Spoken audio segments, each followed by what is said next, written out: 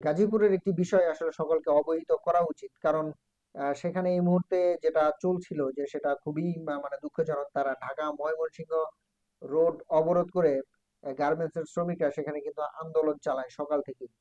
তবে একটা বিষয় আসলে আমার কাছে ব্যক্তিগতভাবে খুবই ভালো লাগছে, সেখানে সেনাবাহিনী অ্যাকশনে থাকেন এবং 7 মিনিটের একটি আলটিমেটাম দেয় যাতে করে 7 মিনিটের মধ্যে আন্দোলনকারীরা যাতে সেই মহাসড়ক ছেড়ে নিরাপদ জায়গায় অবস্থান করে। যদি না করা হয় সেক্ষেত্রে তারা সেনাবাহিনী এবং পুলিশ বা যৌথ বাহিনী মিলে যেভাবেই হোক মানে এরপরে 2 মিনিটের মধ্যে রাস্তা খালি করবে এমন একটি কিন্তু সেখানে বক্তব্য প্রকাশ করে এবং এটাও প্রকাশ করে যে জনদুর্ভোগ যারা সৃষ্টি করে তারাও অপরাধী। আসলে তাদের এই কথাগুলো আমার কাছে ব্যক্তিগতভাবে খুবই ভালো লাগছে, কারণ ঢাকা শহরের বর্তমান যে অবস্থা কিছু হলেই সড়কগুলোকে অবরোধ করে দেওয়া হচ্ছে, সেই ক্ষেত্রে ঢাকা শহরের লাখ লাখ মানুষ কিন্তু জনদুর্ভোগের শিকার হচ্ছে।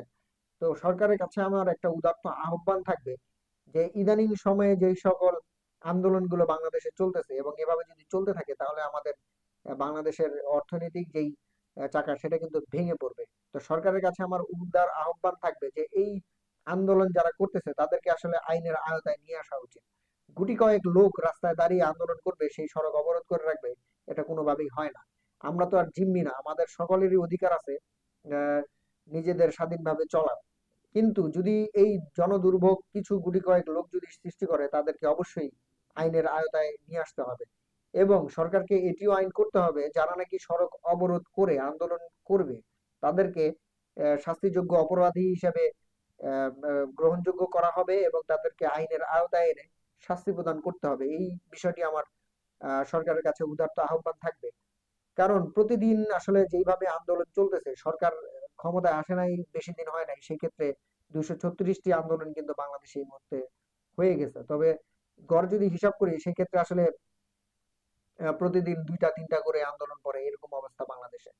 তো এমন যদি চলতে থাকে আমরা আসলে ঢাকা শহরের মানুষগুলো পুরোপুরি ভাবে কিন্তু আহ আহ, ঘরবন্দি হয়ে যাব, কিংবা আমরা কাজে আর ঠিকঠাক ভাবে ফিরতে পারবো না বা ঠিকঠাক ভাবে কাজ করতে পারবো না, এমন একটি সম্ভাবনা কিন্তু ঢাকা শহরের মধ্যে দেখা দিবে। তো সরকারকে উদাত্ত আহ্বান জানাবো, যারাই এই আন্দোলনে অংশগ্রহণ করবে বা রোড ঘাট বন্ধ করে আন্দোলন করবে তাদেরকেই গ্রেপ্তার করে আইনের আওতায় নিয়ে আসতে হবে। যদি আন্দোলন করতে হয় একটি খোলামেলা জায়গায় করুক কিংবা রাস্তার পাশ ঘেঁষে করুক, সেটা ক্ষেত্রে আমাদের কোনো আপত্তি থাকবে না। কিন্তু রাস্তা বন্ধ করে আন্দোলন এটা কোনোভাবেই বাংলাদেশের জন্য কোনো চলবে না।